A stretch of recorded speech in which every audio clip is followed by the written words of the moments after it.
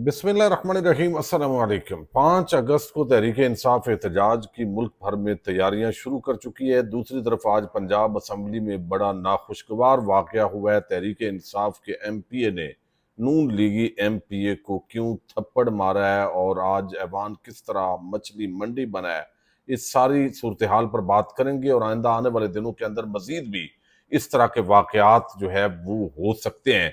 शहबाज शरीफ के खिलाफ तौहीन अदालत की दरख्वास्त आज सुप्रीम कोर्ट ऑफ पाकिस्तान पहुंची है और ये दरख्वास्त एक साबिक चीफ जस्टिस ऑफ पाकिस्तान ने दायर की है। माजरा क्या है, इस पे भी बात करेंगे।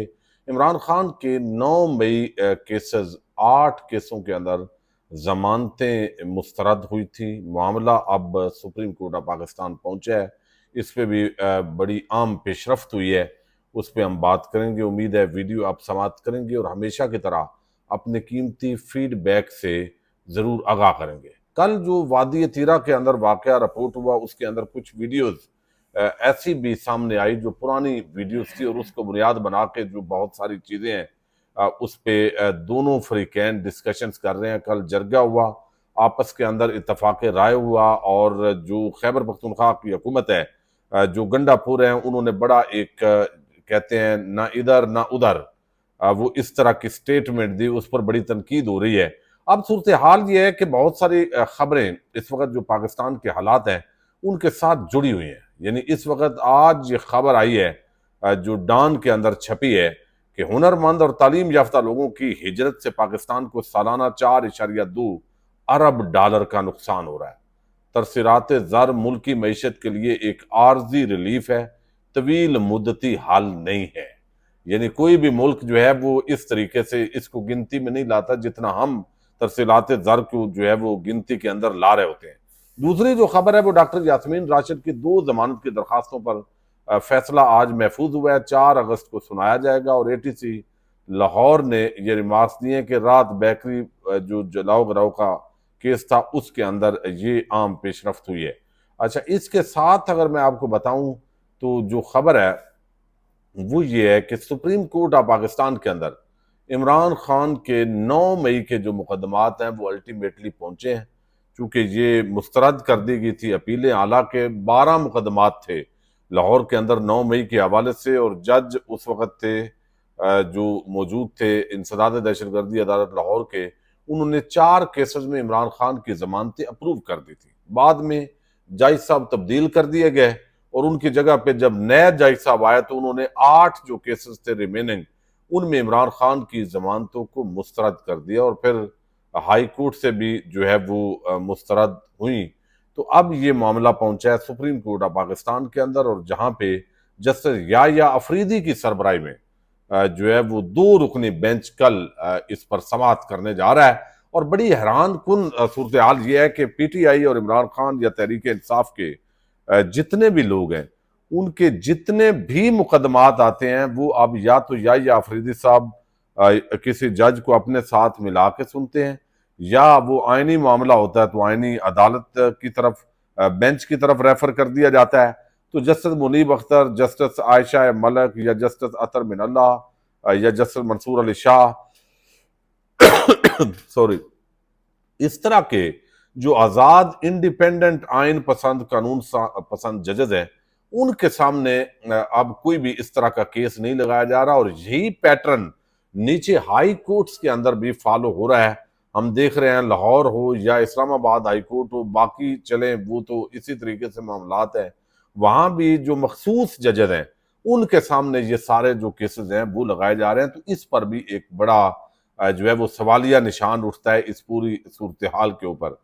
अब आज जो है वो हमने देखा है कि एक बड़ा नाखुशगवार वाकया ये सामने आया है। ये खालिद डोगर हैं, PTI के MP हैं और ये उठे हैं, तकरीर हो रही थी, गुफ्तगू की जा रही थी और जो नून लीग के MP हैं वो भी धड़ल्ले से तनकीद कर रहे थे PTI पर, इमरान खान पर, और फिर फिक्रे कसे गए एक दूसरे के हवाले से जो पार्टीज हैं। तो वहां से जो है वो ये कायम मकाम स्पीकर ज़हीर इकबाल चन्नड़ है और deputy opposition leader Moin Qureshi के दरमियान असम्बली फ्लोर पर ये गुफ्तगू जारी थी।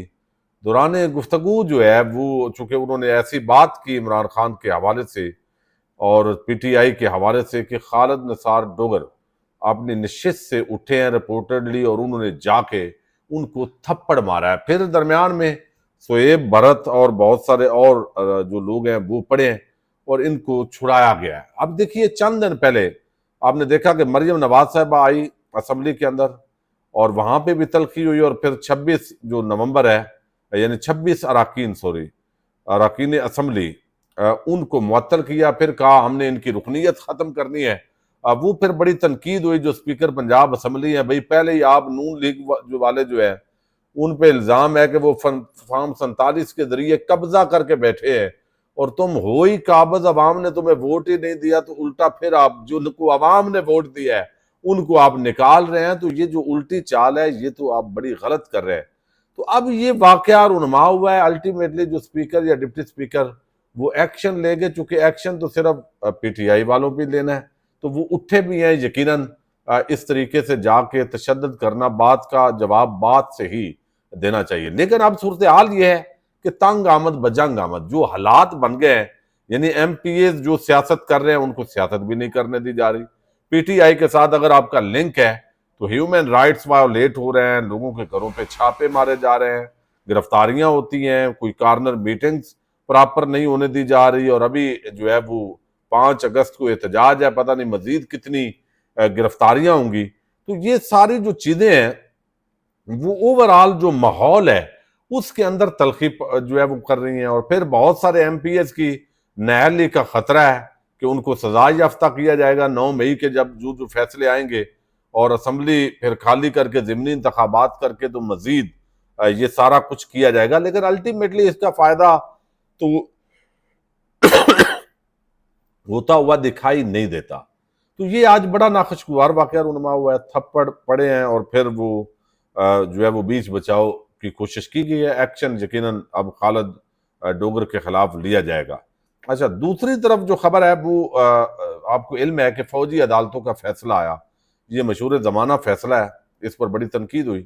اب فیصلہ جب ہوا تو اس کے اندر کہا گیا کہ بھائی 45 دنوں کے اندر حکومت قانون سازی کرے اور ججز نے جو فیصلہ سنانا تھا انہوں نے سنا دیا، سزائیں سنا دی.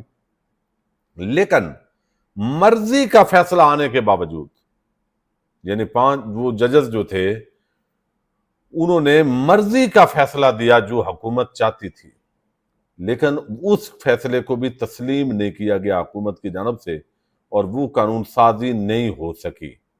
اور اب اس معاملے کو لے کے سابق چیف جسٹس ہیں سپریم کورٹ آف پاکستان کے جواد ایس خواجہ جو اس کے اندر پٹیشنر بھی تھے، تو وہ اب لے کے گئے ہیں کہ 45 دن میں اپیل کا حق دینا تھا. یہ قانون سازی ہونی تھی. فوجی عدالتوں کا جو فیصلہ ہے اس کے خلاف وہ حق نہیں ملا، سزا ہو گئی ہے، لوگوں کو اپیلیں نہیں ہو رہی.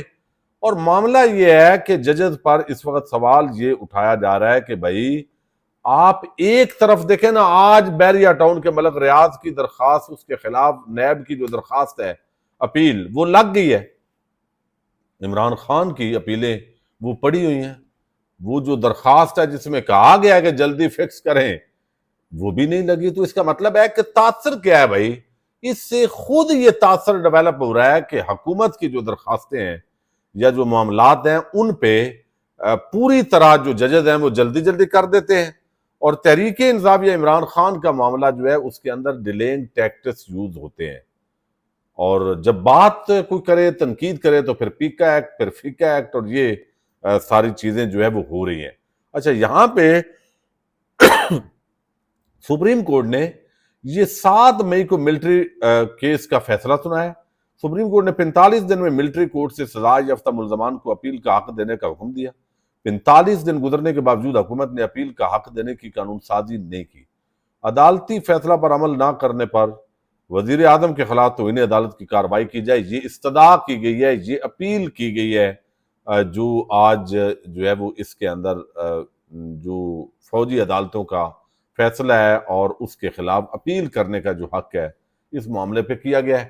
دوسری طرف جو 5 اگست کی تیاریاں ہیں وہ احمد بوبک ایک پی ٹی آئی کے بڑے زبردست سوشل میڈیا ایکٹیوسٹ ہیں، وہ رپورٹ کرتے ہیں. رپورٹنگ جو ان کی ہے وہ اس طرح کوئی بھی اور پراپر طریقے سے نہیں کرتا.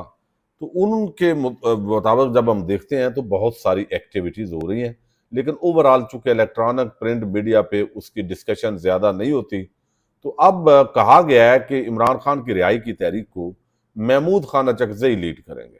31 جولائی اور 1 اگست کو تحریک تحفظ آئین پاکستان کے زیر اہتمام اسلام آباد میں کانفرنس منعقد ہوگی۔ کانفرنس کے اختتام پر 5 اگست کا لائحہ عمل دیا جائے گا۔ تو یہ اوورآل اب جو الائنس ہے اس کو آگے کیا گیا، تو اس کا ایک تو فائدہ ہوتا ہے کہ انگیج جو ہے وہ کیا جائے۔ تو لیکن دیکھتے ہیں بہرحال یہ اس وقت گرفتاریاں بھی ممکن ہے آئندہ 1-2 دن تک مزید تیز کر دی جائیں۔ 1 اگست کے بعد جو ہی لائحہ عمل کا اعلان ہوگا، پنجاب کے اندر خاص طور پر زیادہ خدشات ہیں۔ دیکھتے ہیں۔ پاکستان زندہ باد۔